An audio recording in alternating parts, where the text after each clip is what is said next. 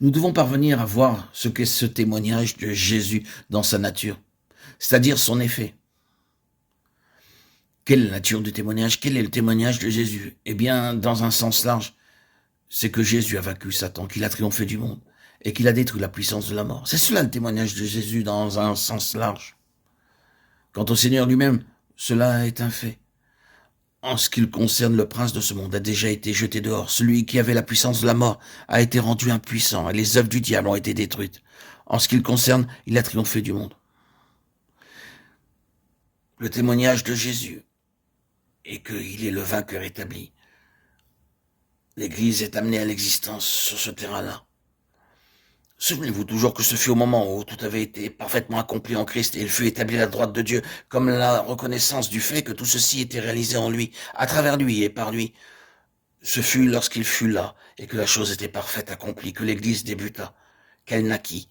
La vie même de cette nouvelle création dans la personne du Saint-Esprit entra dans l'Église et fit d'elle une chose vivante. L'Église est née quand la vie vint tout droit des cieux, cette vie qui avait vaincu la mort. Et l'Église est amenée à l'existence en raison du témoignage de Jésus. Le vainqueur vient seulement en vue lorsque l'Église dans son ensemble n'atteint pas le but. Le vainqueur intervient pour suppléer à ce qui manque, pour recouvrer, représenter et exprimer ce qui a été perdu, pour prendre position en faveur de la pensée de Dieu, la plus pleine. La seule chose qui doit caractériser le vainqueur, que celui-ci soit individuel ou collectif, est ce témoignage exprimé en vie. Maintenant, nous voyons la raison pour laquelle il est important et essentiel qu'une position soit occupée en vue d'un témoignage comme celui-là. Vous devez avoir une position pour être à même de manifester cela.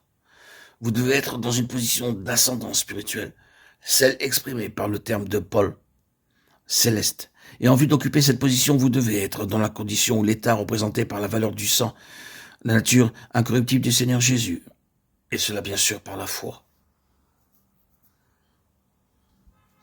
Or, le terrain de tout ceci est le sang. Ils l'ont vaincu à cause du sang de l'agneau. Je ne vais rien considérer comme admis et je vais courir le risque de vous ennuyer par la répétition des choses tellement connues.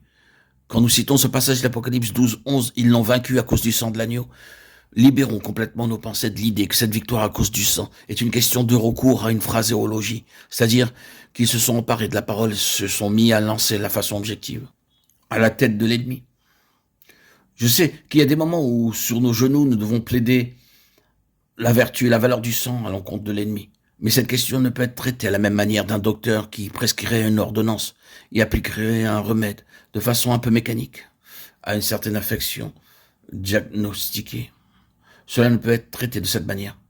Vous devez être dans une position spirituelle pour que le sang soit efficace quand vous faites appel à celui-ci. Vous devez être là, dans la foi, dans la position où, en premier lieu, vous vous tenez totalement sur le terrain de sa parfaite justice par la foi. Cela signifie que toute question, tout doute, toute suggestion d'être privé de communion avec Dieu doivent être éliminées. Quoi que ce soit qui soulève le moindre doute au sujet de votre pleine communion avec Dieu vous paralysera devant l'ennemi. Vous et moi, nous devons être à même de saisir cette position devant Dieu par la foi. Que tout comme Christ se trouve là, ainsi nous y sommes. Tout en sachant autant que nous le pouvons ce qui concerne la bassesse et l'iniquité de nos propres cœurs, nous devons néanmoins toujours dans la foi être capables de saisir cette position devant Dieu.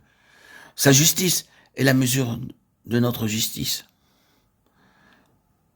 C'est une position extraordinaire et quelque chose qu'aucun mortel n'oserait s'arroger.